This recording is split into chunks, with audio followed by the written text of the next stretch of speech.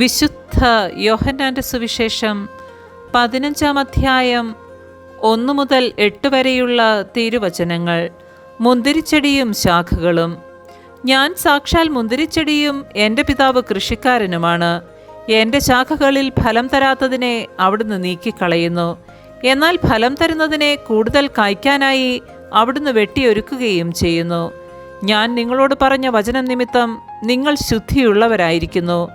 നിങ്ങൾ എന്നിൽ വസിക്കുവിൻ, ഞാൻ നിങ്ങളിലും വസിക്കും. മുന്തിരിച്ചെടിയിൽ നിൽക്കാതെ ശാഖയ്ക്ക് സ്വയമേവ ഫലം പുറപ്പെടുവിക്കുവാൻ സാധിക്കാത്തതുപോലെ എന്നിൽ വസിക്കുന്നില്ലെങ്കിൽ നിങ്ങൾക്കും സാധിക്കുകയില്ല. ഞാൻ മുന്തിരിച്ചെടിയും നിങ്ങൾ ശാഖകളുമാണ്. ആരെന്നിലും ഞാൻ അവനിലും വസിക്കുന്നുവോ അവനേറെ ഫലം പുറപ്പെടുവിക്കുന്നു. എന്നെ കൂടാതെ നിങ്ങൾക്ക് ഒന്നും ചെയ്യാൻ കഴിയുകയില്ല.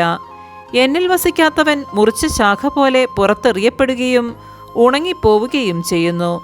അത്തരം കമ്പുകൾ ശേഖരിച്ച് തീയിലിട്ട് കത്തിച്ചു കളയുന്നു. നിങ്ങൾ എന്നിൽ വസിക്കുകയും എൻ്റെ വാക്കുകൾ നിങ്ങളിൽ നിലനിൽക്കുകയും ചെയ്യുന്നെങ്കിൽ ഇഷ്ടമുള്ളത് ചോദിച്ചു കൊള്ളുക, നിങ്ങൾക്ക് ലഭിക്കും. നിങ്ങൾ ധാരാളം ഫലം പുറപ്പെടുവിക്കുകയും അങ്ങനെ എൻ്റെ ശിഷ്യന്മാരായിരിക്കുകയും ചെയ്യുന്നതുവഴി പിതാവ് മഹത്വപ്പെടുന്നു. നമ്മുടെ കർത്താവായ മിശിഹായ്ക്ക് സ്തുതി.